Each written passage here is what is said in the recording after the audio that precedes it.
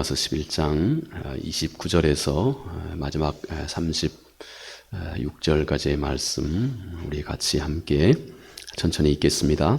하나님의 은사와 부르심에는 후회하심이 없느니라. 너희가 전에는 하나님께 순종하지 아니하였더니 이스라엘이 순종하지 아니하므로 이제 긍휼을 입었느니라. 이와 같이 이 사람들이 순종하지 아니하니 이는 너희에게 베푸시는 긍휼로 이제 그들도 긍휼을 얻게 하려 하심이라. 하나님이 모든 사람을 순종하지 아니하는 가운데 가두어 두심은 모든 사람에게 긍휼을 베풀려 하심이로다. 깊도다 하나님의 지혜와 지식의 풍성함이요 그의 판단은 헤아리지 못할 것이며 그의 길은 찾지 못할 것이로다. 누가 주의 마음을 알겠느냐? 누가 그의 모사가 되었느냐? 누가 주께 먼저 드려서 갚으심을 받겠느냐? 이는 만물이 주에게서 나오고 주로 말미암고 주에게로 돌아감이라. 그에게 영광이 세세 있을지어다. 아멘. 함께 살핀 이 사도가 우리에게 전해주고 있는 이 말씀 이렇게 시작을 합니다. 하나님의 은사와 부르심에는 후회하심이 없느니라. 여러분, 하나님이 우리를 부르신 것, 지금 우리가 이렇게 그분 앞에 있죠. 하나님이 우리를 부르신 것, 이것에 하나님은 지금까지 결코 단 한 번도 후회하심이 없으시다. 하나님은 나를 이 땅에 이런 모습으로 하나님이 나를 그의 자녀, 그의 백성으로 삼으신 이 하나님의 결정에 대해서 하나님은 절대 후회함이 없으시다. 이 말씀 자체에도 우리는 그 크신 하나님의 어떤 그 마음이 우리에게 깊이 스며들어옴을 우리가 느낄 수 있거니와 또 이 말씀 속에서 사도가 무엇을 우리에게 또 일러주고 있겠습니까? 한 번도 나를 부르신 하나님이 후회하지 않으셨다고 하는 것은 얼마나 그분이 지금까지 나를 주도 면밀하게 살피고 보살피고 이해하고 잘 알고 계시는지 이 모든 것을 하나님이 하나도 단 한 가지도 모르신 바가 없다는 것입니다. 그리고 그럼에도 불구하고 하나님은 지금까지 그분의 그 견고한 의지를 계속해서 우리 모두를 향해서 펼쳐가고 계신다. 얼마나 주도 면밀하게 하나님은 지금까지 내가 행여 많은 실수를 한다 해도 그분은 그토록 신실하시고 그리고 그런 나를 통해서도 그분은 기필코 그분의 선하시고 기뻐하신 뜻을 온전하게 이루어내신다. 우리는 이 하나님의 거룩한 의지를 이 사도의 말씀을 통해서 우리가 깨달아 알 수가 있습니다. 바울은 이런 하나님에 대해서 로마서 8장에서 이렇게 말씀하시죠. 사랑하는 자, 하나님께 부름을 받은 모든 사람들은 모든 것을 압력하여 선을 이루신다. 사도가 로마서 8장 29절 이하에 하나님이 결국 우리를 향해서 이루어 가시는 그 선, 모든 것을 하나님은 결국 합하여서 선을 창조해 내시고야 마신다. 하나님이 말씀하신 그 선은 로마서 8장 29절 이하 그 아들의 형상입니다. 하나님은 결국 우리가 이 땅에서 얻을 수 있는 최고의 복, 곧 내가 경험하는 모든 일들을 하나님께서는 모으시고 모아서 이 부분의 그 영어 성서는 God cause all things 이렇게 말합니다. 하나님은 모든 일이 원인이 되게 하신다.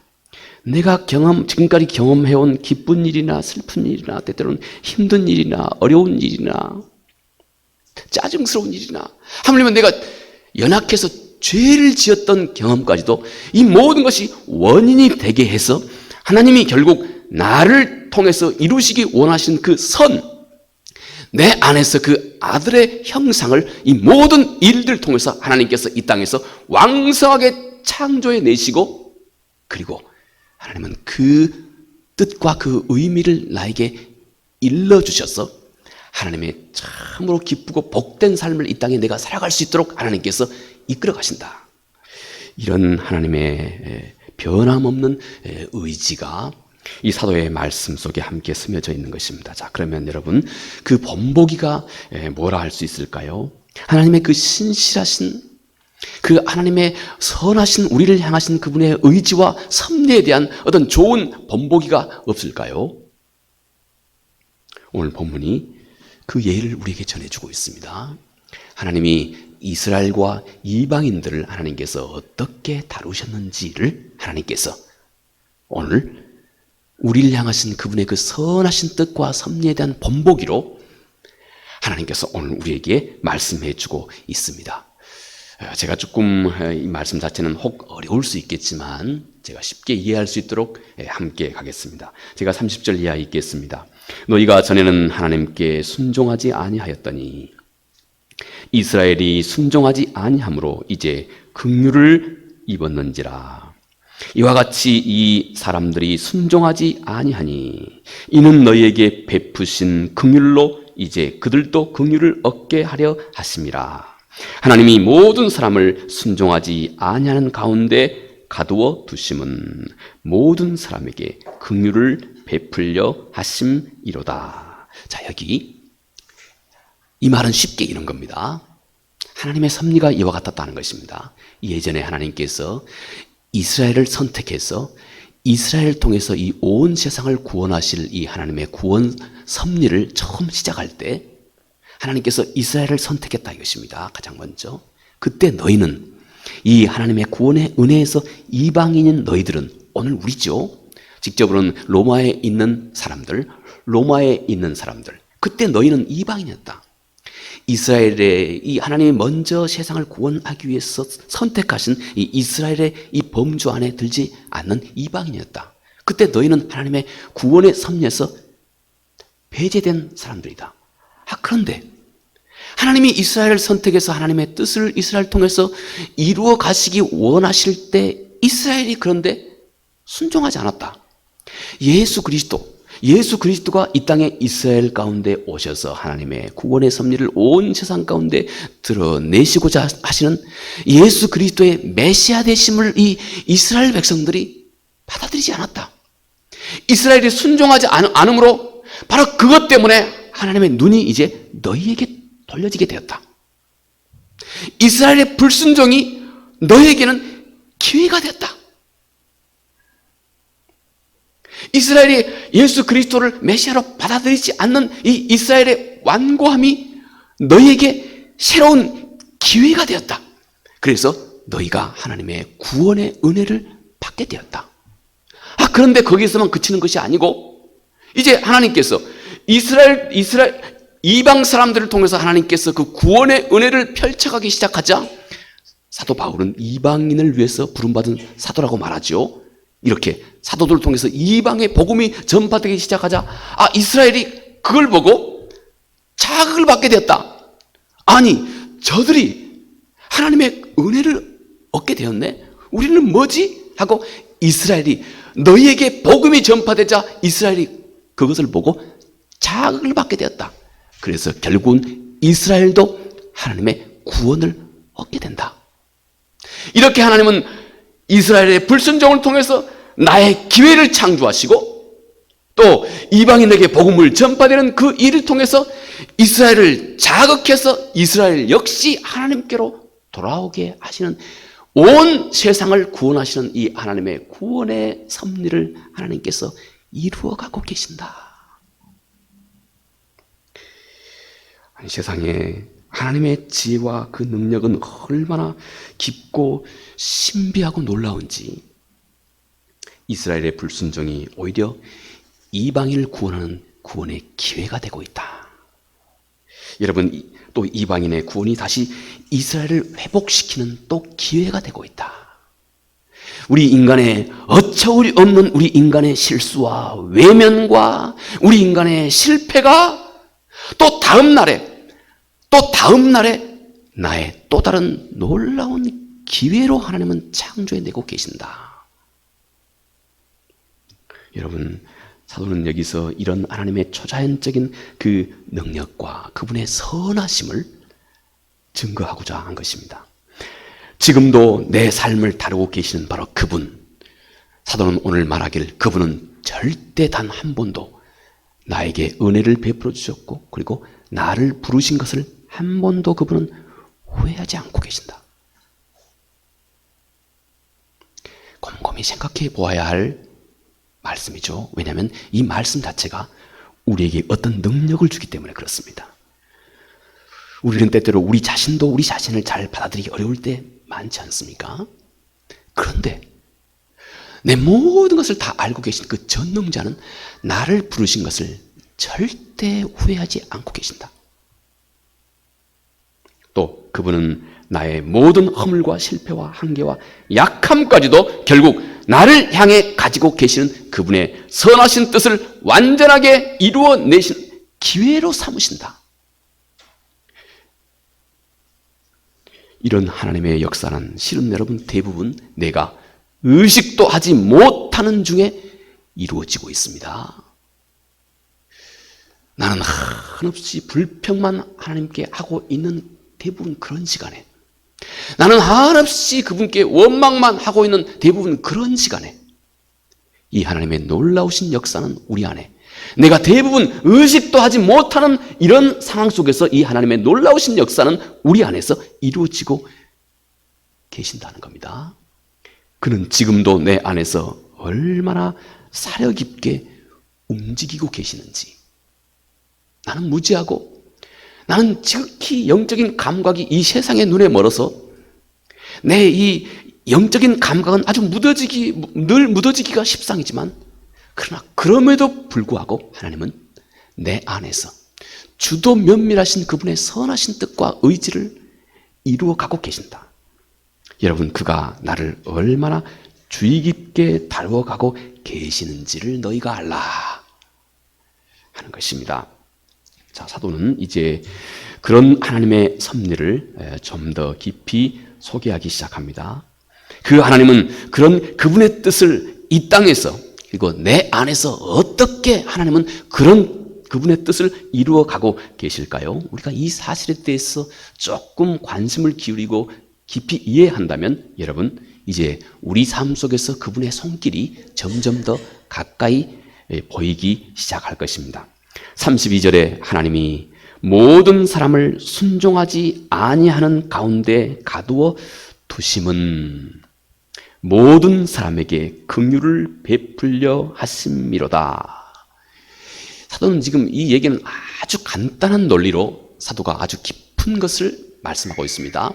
아주 간단한 논리로 아주 깊은 것을 사도가 말씀을 하고 있습니다. 자, 예를 들어서 한 사람이 광야에서 한 사흘 동안 아무것도 먹지 못하고 먹지도 마시지도 못하고 있는 이런 상황이, 그런 시간을 지냈다 합시다. 하나님께서 때때로 우리에게 그렇게 하신다 이것입니다. 우리의 삶이 피할 수 없이, 그 원인이야 수도 없이 많겠지만 우리 원인은, 하나님은 이런 원인에 대해서 하나님이 우리의 관심을 기울이지 말라고 합니다. 우리 삶에 때때로는 이런 고난과 한계가 있습니다. 광야에서 한 사나흘 동안을 아무것도 마시지 못한 그런 상황. 자, 하나님이 그렇게 나를 때때로 내 삶을 허락하셨다는 것입니다. 그런데 왜요? 왜 하나님이 내 목을 바짝 마르게 하나님이 했다고요? 사도의 가르침의 논리는 간단합니다. 너에게 물을 주기 위해서. 너가 너무 싫은 너 삶에 물이 필요한데 정작 너는 그 물을 필요로조차 하지 않고 있다 이것입니다. 내가 하나님이 봤을 때는 너에게 너무 이것이 필요한데 정작 너는 이 세상의 생각에 내가 길들여져 있어서 내게 정작 필요한 것을 너는 필요조차 하지 못하고 있다 이것입니다. 그래서 하나님께서는 때때로 나를 광야에서 3일 동안 바짝 물에 목마르게 해서 뭐하고자 하기 위해서 나를 광야에서 목마르게 하신다고요? 물을 주기 위해서. 여러분, 하나님께서 왜 내 삶 가운데 어려움을 허락하시는가? 여러분 중에 삶 가운데 어려움과 고민 없는 분이 있습니까? 그동안까지 있었을 것이고 앞으로도 있습니다. 살아있는 한 있습니다. 왜 그렇게 하신다고요? 왜 나에게 고민과 어려움을 허락하신다고요? 하나님 자신이 너에게 공급자라고 하는 사실을 알려주기 위해서.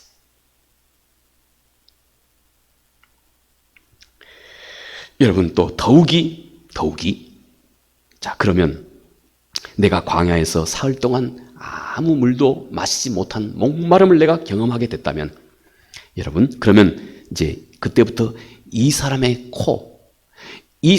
코는 아주 작고 미세한 물 냄새조차도 절대 버리지 않고 아주 작은 물 냄새조차도 민감하게 느낄 수 있는, 평소보다는 50배, 100배, 1000배 물에 대한 민감한 미각을, 능력을, 감각을 그가 갖게 된다는 것입니다. 하나님의 은혜에 대해서 너가 아주 민감한 감각을 회복하게 된다는 것입니다. 그때 하나님께서 너에게 물을 주심으로 하나님이 너에게 물을 주시는 분이라고 하는 사실을 하나님께서 알려주기 위해서, 하나님이 너에게 너의 모든 진정한 필요를 그분이 정말로 너에게 다 채워주시는 분이라고 하는 사실을 너에게 알려주기 위해서, 그리고 그분이 공급하신 그 물 한 모금이 얼마나 가치 있는 것인지, 하나님의 은혜가 얼마나 가치 있는 것인지 너가 깨달아 알 수 있도록 해주기 위해서. 여러분, 우리 인간이 하나님이 주신 이 은혜를 가치 있게 여기지 못하는 것이 우리 인간의 무서운 질병입니다. 여러분이 밖에 나가서 전도를 해보십시오. 하나님에 대해서 목마름이 없는 사람은 아무리 복음을 전해도 다 튕겨냅니다. 받아들이지 않습니다. 그 안에, 그래서 우리 주님께서는 의에 줄이고 목마른 자가 복이 있다 그랬습니다. 의에 줄이고 목마른 자가 비로소 하나님으로부터 배부름을 경험하게 된다고 그랬습니다. 배부름을, 영적인 배부름을. 그리고 내가 줄이고 목마를 때 우리 안에 부어지는 이 단 한 컵의 물 자체가, 이 작은 하나님의 은혜 자체가 나에게 얼마나 값지고 소중한 것인지를 깨달아 알게 하기 위해서, 우리 인간이 이 하나님의 은혜를 값지게 여길 때라야 우리는 비로소 그분의 은혜를 알고 누리게 됩니다. 하나님의 은혜를 값지게 여기지 않으면 하나님의 은혜에 대해서 필요조차 느끼지 못하고 다 퉁겨내게 됩니다. 그 끝이 뭘까요? 그는 결국 구원의 은혜조차 다 튕겨내버리고 사망으로 그의 인생을 마감하게 됩니다. 그런데 우리가 목마름을 알 때만 그 단 한 컵의 물의 소중함을, 내가 그 가치를 알게 되고 하나님을 이렇게 가치 있게 여길 때라야 우리 안에 하나님이 주신 선물이 능력으로 이제 우리 안에 역사하기 시작합니다. 하나님을 이렇게 가치 있게 여기기 시작해야 우리 안에서 그분의 말씀이 살아서 역사하기 시작합니다. 살아나기 시작합니다. 여러분, 사사기의 마지막 장 마지막 절 제가 왕왕히 말씀드리죠. 사사기의 마지막 장 마지막 절이 21장 25절입니다. 왜 이스라엘이 결국 멸망으로 가게 됐는지 이렇게 얘기합니다. 그때 이스라엘이 왕이 없으므로, 다시 말해서 이스라엘이 그 위에 권위 있는 분, 하나님을 그들 마음속에 권위 있는 분으로 여기지 못했다는 겁니다. 다시 말해서 하나님께 목마르지 않았다 이것입니다.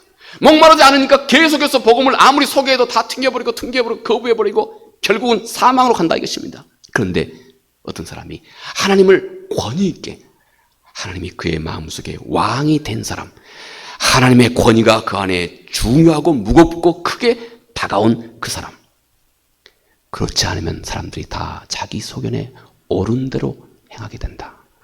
사망으로 가게 된다. 그러나 하나님을 가치 있게 여길 수 있는 사람만이 그분의 말씀이 나에게 탁 자리 잡기 시작한다. 오늘 제가 여러분에게 말씀을 전합니다마는 여러분의 마음은 다양할 겁니다. 여러분의 마음이 그런데 그분께 목마른 심령일 때 제가 오늘 전하는 이 말씀이 다양한 형태로 여러분 마음속에 탁 자리하게 됩니다. 목마른 사람만이 이 물을 딱 움켜쥐게 됩니다. 토해내지 않습니다. 움켜집니다. 움켜질 때 이곳에서 그때부터 뿌리를 내리고 이것이 싹이 나고 열매를 맺기 시작한다는 것입니다. 우리가 하나님의 말씀을 이렇게 가치 있고 소중하게 여길 때라야 우리는 비로소 이 땅에서 하나님의 말씀을 내 안에서 능력 있게 살아있는 말씀으로 경험하게 되고, 그때라야 그 사람은 이 세상 속에서 그의 구원을 마지막까지 잘 견고하고 풍성하게 지켜갈 수가 있기 때문이다 하는 것입니다. 여러분, 이렇게 전지전능하신 이 하나님은 그분의 한량없는 긍휼과 자비를 따라서 때때로 하나님은 나에게 지적으로, 도덕적으로, 영적으로 내가 내 자신의 약함 때문에 스스로 죄에 빠져 들어가는 것조차도 하나님은 그대로 묵인하시고 나에게 진정한 자유로움을, 오늘 우리 집사님 기도하신 것 같이 진리가 있는 곳에는 자유가 있습니다. 하나님 말씀이 여러분의 마음속에 진짜로 진리로 다가오면 나를 자유케 합니다. 하물며 죽음조차도 그 말씀의 능력에서 내가 벗어나지 못할 대단한 능력으로, 진정한 자유로움으로 하나님 말씀이 내게 다가오기 시작합니다. 그런데 하나님은 내 자신의 한량없는 실패와 실수에도 불구하고 하나님은 나에게 도덕적으로, 영적으로 수없이 많은 자유를 나에게 지금도 베풀어 주고 계십니다. 완전한 자유를 하나님께서 지금도 나에게 베풀어 주고 계십니다. 그런데 그 하나님은 결국 내가 내 자유를 따라 행했던 죄와 약함과 허물과 실수마저 사람이 하나님의 용서를 이제 더 절실하게 경험하게 만들고, 내 실패와 부족함을 통해서 하나님의 자비를 더 크게 내가 느낄 수 있도록 깨달아 알게 하고, 또 하나님의 그 놀라우신 그 용서하심의 그 가치를 내가 더 깊이 깨달아 알게 해서 하나님은 결국 내 실수마저 그분의 은혜를 나에게 부어주시는 기회로 삼아가시는 하나님 그분의 절대 주권을 나에게 행하고 계십니다. 제가 좀 어려운 말을 드렸습니다. 우리 인간에게 하나님은 나의 부족함에도 불구하고 100% 자유를 허락하시고, 그런데 동시에 그 자유 속에 내가 만들고 있는 한없는 나의 실수조차도 나를 향한 하나님의 뜻을 이루어 가시는 놀라운 기회로 삼으시는 그분의 절대 주권을 행사하고 계시는 겁니다. 이렇게 우리 인간의 놀라운 자유와 그분의 절대 주권이 여러분 우리의 삶을 역동적으로 이끌어가고 있습니다. 100% 우리 인간의 자유와 또 100% 하나님의 절대 주권, 사람의 논리로는 정말로 함께 어울릴 수 없는 바로 이런 놀라운 역사가 하나님께서 우리 안에서 이루어가고 계십니다. 자, 그리고 이런 하나님의 자비를 결국 죄, 허물, 실수가 많으면 많을수록 하나님은 나에게 더 풍성하게 하나님의 은혜를 부어주신다. 내 허물이, 내 죄가 많으면 많을수록 하나님은 더 풍성한 은혜를, 사랑을, 용서를 나에게 부어주신다. 그래서 내가 그분 앞에서 내가 감격하게 하신다. 그분의 은혜 앞에서 내가 감격하게 하셔서 결국은 이제 내가 자원해서 기꺼이 기쁨으로 그분의 말씀을 순종할 수 있는 자로 만들어 가신다. 여러분, 그래서 이 하나님의 은혜를 사도가 깨닫게 되자 마지막 사도가 이렇게 고백합니다. 깊도다 하나님의 지혜와 지식의 풍성하며 그의 판단은 헤아리지 못할 것이며 그의 길은 찾지 못할 것이로다. 누가 주의 마음을 알겠느냐? 누가 그의 모사가 되었느냐? 누가 주께 먼저 드려 갚으심을 받겠느냐? 이는 만물이 주에게서 나오고 주로 말미암고 주에게로 돌아갑니다. 그에게 영광이 세세 있을지어다. 아멘 하십니다. 여러분, 한번 이 시간에 진지하게 여러분 우리 자신을 한번 돌아봅시다. 여러분, 나는 내 삶 속에서 그 어떤 질병도 원치 않았습니다. 그렇지 않습니까, 여러분? 나는 내가 내 삶 속에서 그 어떤 질병도 원치 않습니다. 그런데 하나님은 하나님의 자녀들의 삶 속에서도, 하나님의 자녀들에게도 하나님은 때때로 우리가 참 다루기 어려운 이런 질병을 하나님께서는 허락하시기도 하십니다. 하십니다. 여러분, 그런데 한번 그동안 우리가 지나왔던 우리의 삶을 돌아보십시오. 돌아보니 내 그 질병 때문에 내가 얼마나 하나님 앞에서 겸손해지고, 그리고 그분의 말씀에 내가 얼마나 진지하기 시작했는지, 어떻게 사람에게 진지함과 또 어떻게 사람에게 참 겸손함을 무엇으로 가르치겠습니까? 그런데 내가 원치도 않는 이 질병이 나로 하여금 내가 주도 면밀하게 하나님 그분의 말씀에 좀 더 가까이 가게 나를 인도해 오신 겁니다. 그리고 정말로 하나님이 내가 이 권고할 때 나를 일으키시는 전능하신 하나님이신가 하고 그분의 말씀에 대해서 내가 아주 진지하게 이제 그분의 말씀에 대해서 내가 한 걸음 성큼 그분께 다가가도록 만들었던 겁니다. 여러분, 세상에 나는 절대 그 어떤 약한 것도 원하지 않았습니다. 여러분 삶 속에 늘 여러분이 한계로 보고 있는 주변에 많은 문제들 있지 않습니까? 아무리 노력해도 잘 안 되는 것들 있지 않습니까? 하나님은 나로 하여금 하나님의 신실한 자녀임에도 불구하고 한 번도 나를 부르신 것을 후회하지 않는 그 하나님께서 나를 그토록 큰 사랑으로 내 삶을 이끌어가고 인도하고 계시는 그 하나님이 때때로 나에게 그런 약함을 허락하고 계십니다. 그런데 여러분, 돌아보십시오. 내가 때때로 경험한 그 지극히 약했던 것이 얼마나 결국은 하나님을 실제적으로 구체적으로 내가 하나님 그분께 나아가고 그분께 두드리고 그분께 부르짖고 그분께 가까이 가도록 나를 만들었습니까? 그러므로 단언컨대 이렇게 말할 수 있습니다. 당신의 삶 속에 약함과 질병을 한 번도 경험하지 못했다면 당신은 절대 진정한 그리스도인이 못 됩니다. 단언컨대 이렇게 말할 수 있습니다. 우리의 약함을 하나님은 우리 안에서 참으로 놀라운 기회로, 끊임없이 놀라운 기회로 삼아가고 계시는 겁니다. 이 말씀이 진짜 여러분의 마음속에 다가오셔야 됩니다. 그래야 눈이 밝아집니다. 그래야 새로운 안목이 열려지기 시작합니다. 그분의 보이지 않는 손길이 느껴지기 시작합니다. 그분이 보이기 시작합니다. 여러분, 이스라엘은 광야에서 늘 이곳이 멀고 지루하고 목마르고 힘들다고 아우성쳤습니다. 그런데 하나님은 그들을 광야에 오랫동안 40년을 광야에 두심으로 그들이 하나님의 말씀과 진짜 만나게 했습니다. 그 증거가 뭔지 아십니까? 이스라엘은 이 광야라고 하는 이름을 미드바르 이렇게 이름 지었습니다. 히브리 말에 광야는 미드바르입니다. 미드바르라고 하는 말은, 미드라고 하는 말은 from, 뭐뭐로부터, 발이라고 하는 다발, 하나님의 말씀, 이 뜻입니다. 다시 말해서 광야를 미드바르 이렇게 지은 것은 광야에서 하나님의 말씀과 당신이 만났다는 겁니다. 이게 광야 이름입니다.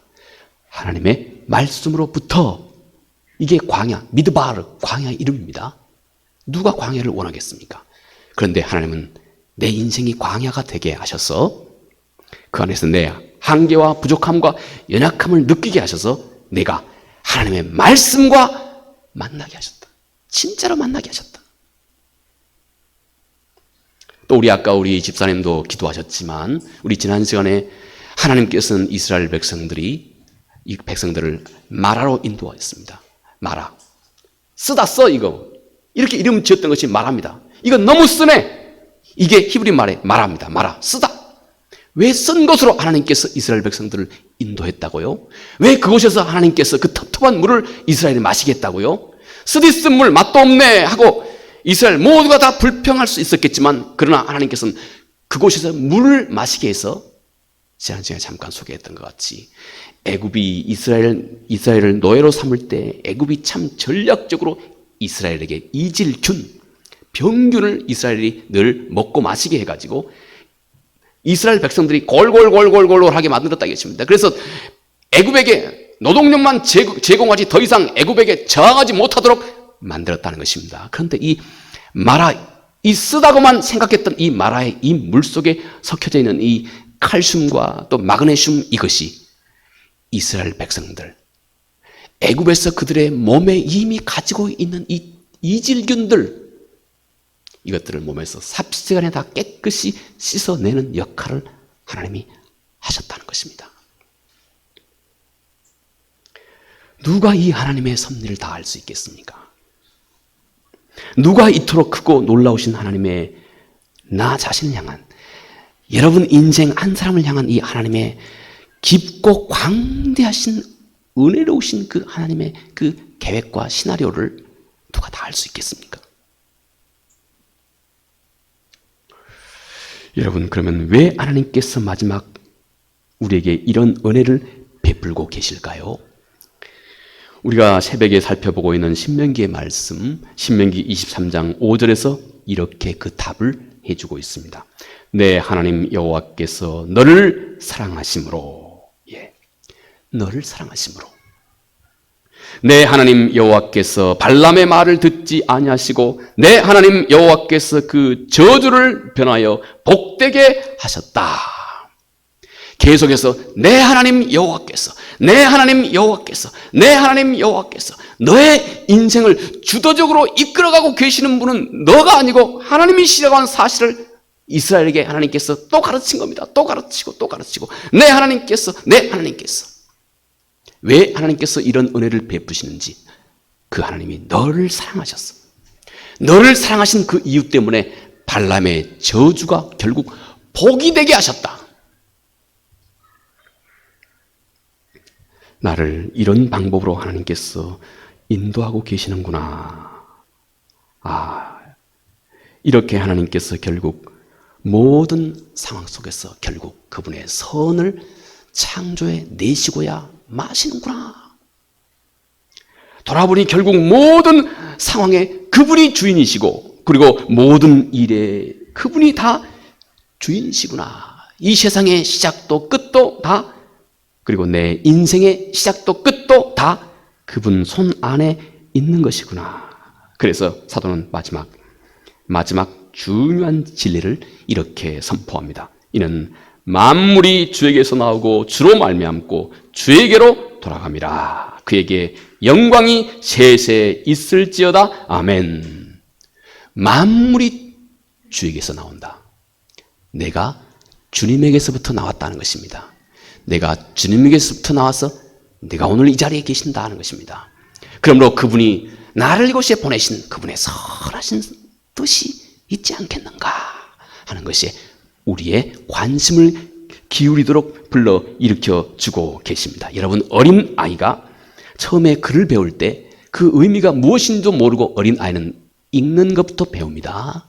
이제 우리가 하나님의 그 선하신 섭리를 다 헤아려 알지 못한다 할지라도 우리 삶 속에서 하나님 그분의 손길이 이토록 주도 면밀하게 그분의 손길이 있다고 하는 것을 우리가 내 인생을 그렇게 바르게 읽는 법을 우리가 먼저 배우는 것입니다.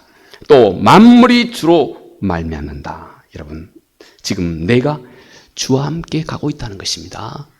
지금 내가 주님과 함께 가고 있다. 그분이 나를 크고 큰 지혜로 이렇게 나와 동행하며 내 삶을 이끌고 내 삶을 배려하고 계신다 하는 것입니다. 그리고 사도는 선포하기를 만물이 그에게로 돌아간다. 모든 일의 끝자락은 오직 그분에게만 있다.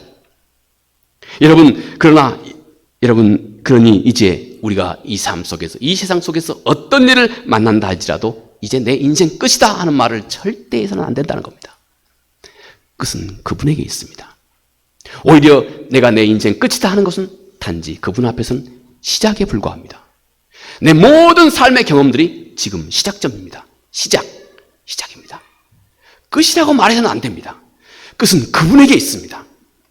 그리고 사도 바울은 에베소서 1장에서 그렇게 말씀을 합니다. 모든 만물이 결국 예수 그리스도로 통일된다. 저는요, 죽음 앞에 불과 얼마밖에 시간이 없는 사람들의 그 고백, 우리 그리스도인들, 그런데 죽음을 불과 얼마 앞에 두고 있는 우리 그리스도인들을 많이 접했습니다. 그런데 여러분, 그들의 공통적인 그들의 말이 뭔지 아십니까? 예수 그리스도입니다. 내가 좀 더 그리스도를 위해서 좀 더 가치 있고 의미 있고, 내가 목사님하고 같이 뭔가 좀 하고 싶었는데 내 인생이 너무 짧다. 그 마음 중심은 예수 그리스도밖에 없습니다. 제가 그때 깨달았습니다. 만물이, 사도 바울이 에베소서 1장에서 만물이 그리스도에게로 통일된다고 하는 말이 이 말이구나. 하나님의 신실한 자녀들은 그 끝을 보면 그 마음속에, 고백 속에 예수 그리스도밖에 없습니다. 주님에 대한 생각밖에 없습니다. 모든 것이 결국 예수 그리스도로 통일되는구나. 내가 조금이라도 그분께 좀 더 할 수 있었을 텐데 내가 목사님 그러지 못하고 내 삶을 이렇게 마감합니다. 그의 의식 속에 하나님의 자녀들은 마지막에 예수 그리스도밖에 없습니다. 제가 그걸 발견했습니다. 만물이 예수 그리스도로 통일된다고 하는 사도의 말씀이 그 말이구나 하는 사실을 제가 새삼스럽게 깨달았습니다. 만물이 주에게서 나오고 만물이 주로 말미암고 만물이 그분에게로 돌아간다 하는 것입니다. 이 진리를 깨달아 아는 자, 그분 앞에 영광이 세세 무궁토록 그분께 있을지어다. 아멘 합니다. 그분 앞에 신실하고 열정적인 예배를 드리기 시작한다는 것입니다. 왜요? 이미 이제 그 안에 그리스도의 빛이 살아있기 때문에, 예수 그리스도의 생명이 그 안에 빛으로 살아있기 때문에 이제는 더 이상 여러분 안에 있는 그 빛을 숨기지 마십시오. 빛을 숨기지 마세요. 드러내십시오. 이제 믿지 않는 가족들에게도 빛을 더 이상 숨기지 마세요. 드러내십시오. 과감하게 드러내십시오. 그 빛을 드러내는데 혹시 여러분이 어떤 불편이 있어도 그 불편 감내하고자 하십시오. 하나님의 능력이 그 안에서 드러나기 시작합니다. 우리 빛을 세상 앞에 드러내기 시작할 때 이 풍성한 은혜가 우리 마음속에 감격으로 늘 와 닿기를 간절히 바라겠습니다. 은혜로우신 아버지 하나님 고맙고 감사합니다.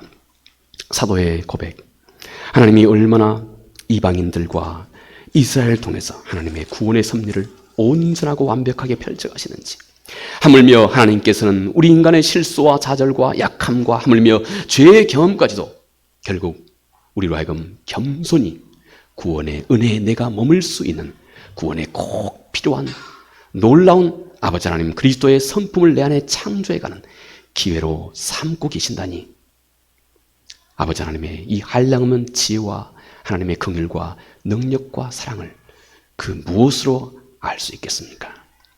주여, 우리가 하나님의 이 은혜가 큰 감격으로 다가오게 도와주시고 내가 그 은혜 앞에 크게 감동하게 하셔서 이제는 내가 자원하여서 기꺼이 우리 안에 주신 하나님의 거룩한 빛을 세상 앞에 이제는 더 이상 숨기지 않고 용기 있게 드러내는 삶을 살 수 있도록 하셔서 우리가 하나님의 큰 역사와 살아계심을 삶 가운데서 경험하고 살아가는 능력 있는 삶 되게 해 주시옵소서.